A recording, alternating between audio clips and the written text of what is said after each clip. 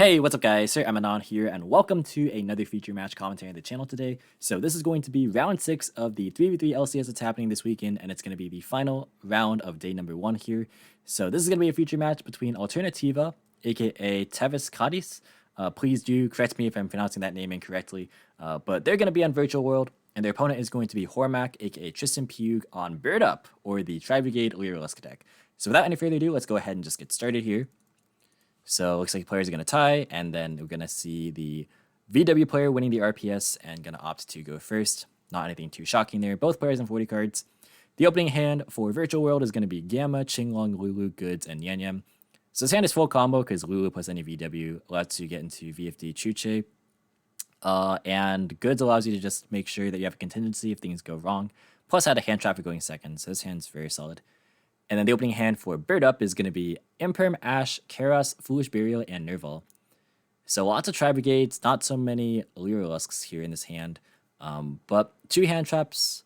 They're not strong ones against VW though, so I'm pretty sure that this deck can just push past them. We'll see how it plays out. Gonna go to main phase 1 and then activate Qinglong. Then go Lulu target Qinglong and then chain Ash in response.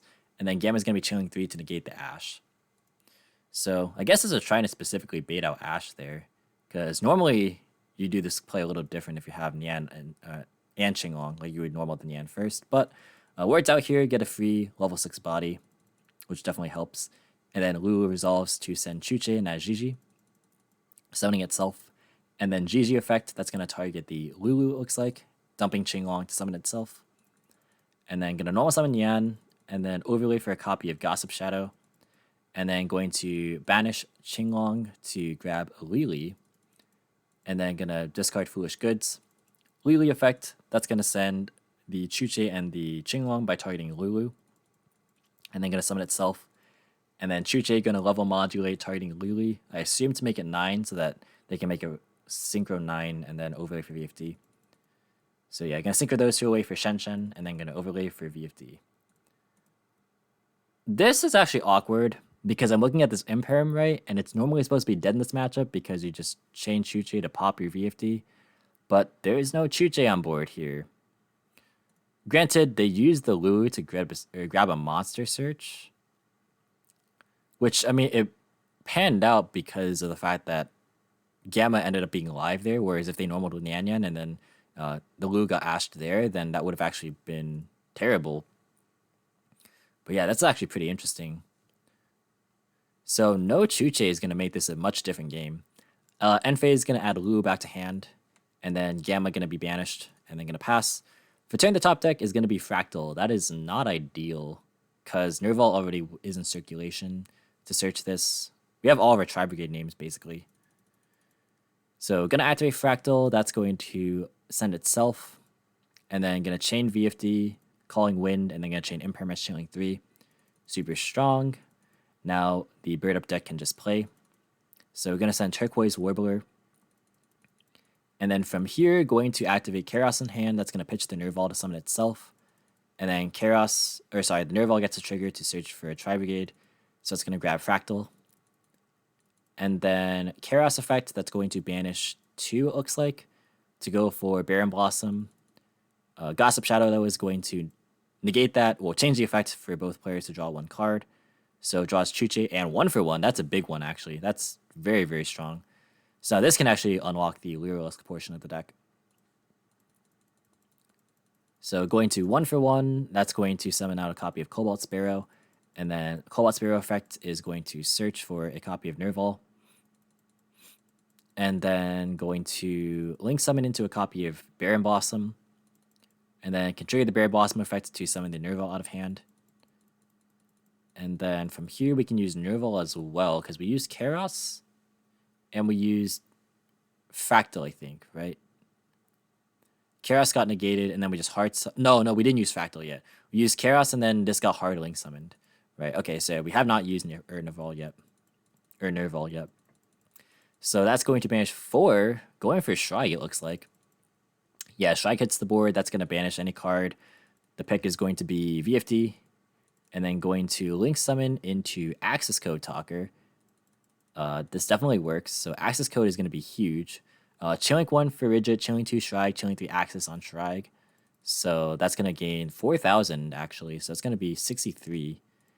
And then going to add Fractal off the Shrike there. And then going to draw Karos and then put back Foolish Burial. And then going to normal summon Fractal. We have not normal summoned, have we? No, we have not, because we just did all of that off the back of Karos plus 1 for 1. So this is just game, right?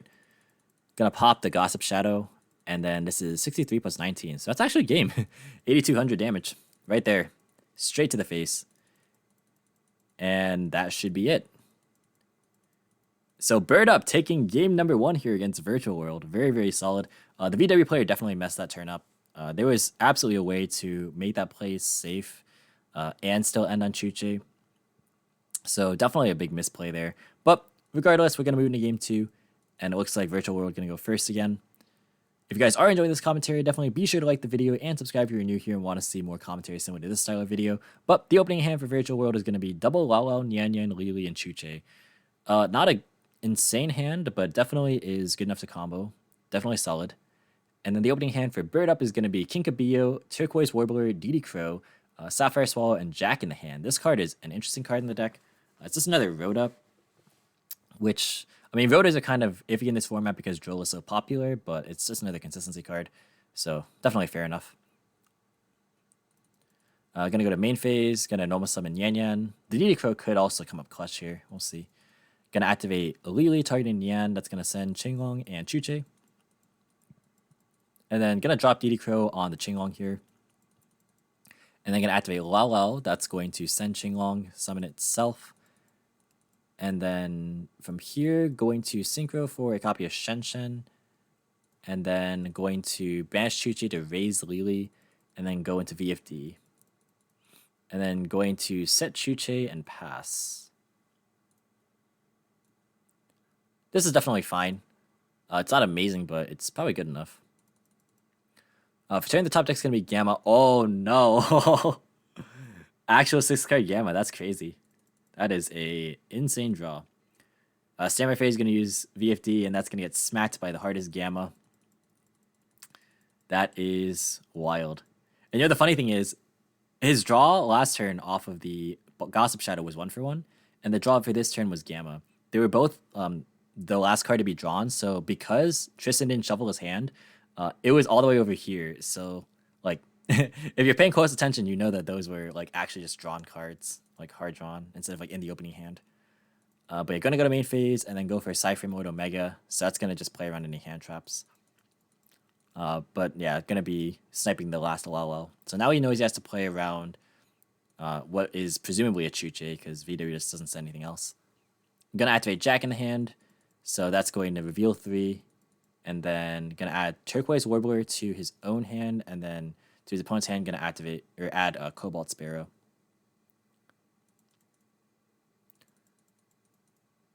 So gonna special out Turquoise Warbler. That effect is gonna special out the Cobalt Sparrow. I was reading Jack the hand just to see like how this, like what the order this was, but yeah, opponent picks and then you pick. Yeah, Cobalt Sparrow gonna search. Already have Sapphire Swallow, so probably just gonna get Nerval here. Yeah. That's very strong. I love how this card is just searchable in the Lyrilusc engine. Going to overlay for Recital Starling. Shout out to Speak Asian. I learned how to not be dumb about mispronouncing this. Gonna activate Recital Starling's effect. That's gonna detach Turquoise Warbler, and then search for a copy of Nerval, another one.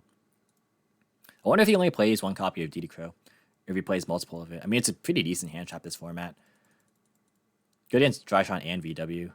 Gonna enter battle phase and then attack. Okay, so going for Zeus here. Yeah.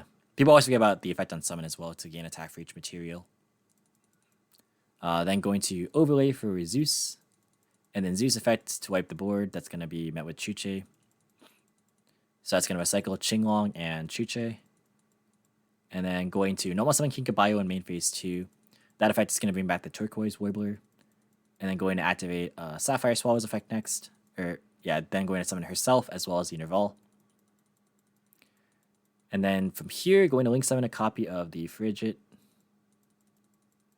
Whenever I say this card's name, it feels weird because it just feels like saying refrigerator. I don't know why. But Nerval going to activate next. That's going to banish 3. and then summon a copy of the Desperate Doom Eagle, the Hreisvelger. That effect is going to shuffle back Shen. That's super sick. I like that a lot. And then going to summon a copy of another Baron Blossom, and that's going to trigger the first one in Graveyard, as well as Nerval. So Nerval is going to search for a Kairos, and then Frigid's going to draw Lancia.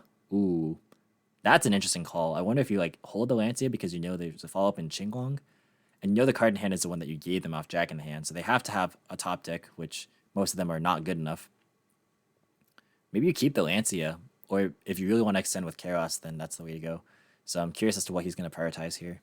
So he's going to prioritize the Lancia because he can just summon the Kairos out of hand with the Frigid effect. So that's going to be hitting the board. And then going to link into a copy of the Simorgh, Bird of Sovereignty. And then going to use Kairos' effect. That's going to banish 1/2 to summon out a copy of the Ancient Warriors Double Dragon Lords. So this is a cool card to serve as another interruption. Then going to link summon a copy of Appaloosa for 2, and then going to go for the Simorgh end phase. So we have a bounce, which I believe doesn't target. Oh, it does target. Never mind. But it's a bounce. We have a bounce. We have 2 monster negations. We have an Omni negation and protection for all of the winged beasts, which is Avian and then itself, plus Lancia. This is going to be nigh impossible to beat for Virtual World for sure. Gonna pass turn, draws a copy of Gigi. And then as soon as Lancia gets dropped, that is the end of the game. Actually, maybe you save it in case of Gamma, but even if you get Gamma, I don't think you're upset because you have Appaloosa. Yeah. Gonna drop Lancia. And that is going to be the end of the match. So Bird Up winning 2-0 against Virtual World. Super, super cool to see. This deck not only breaking a board, but also just putting up another board, like its own board, right? Like went for Zeus as the way to pave the, like, just paving the way for the rest of the cards, right? Just taking care of the Chuche. And that is really, really strong. Honestly, the Gamma on the VFD was really good. The Imperm on VFD. Honestly, the Imperm on VFD was, I think, the VW player's fault. I think he got tunneled into like making the Gossip Shadow and just didn't search Chuche. I mean, the way he played it out from the beginning just wasn't conducive to grabbing Chuche at all. So, I mean, that's also a factor to consider. But yeah, I mean, just the fact that there was no Chuche really made all the difference. And that's like one of the biggest reasons why cards like Drop It and Imperm don't work. But that's going to be it for the video, guys. Thank you so much for watching. Hope you enjoyed. If you did, be sure to leave a like as well as any thoughts or your feedback in the comments. Subscribe for more informative and competitive Yu-Gi-Oh content. If you want to, you can follow me on all social media platforms or support me via Patreon or TCG Player. All the links in the description as usual. And until next time, I'll catch you in the next video. See you guys.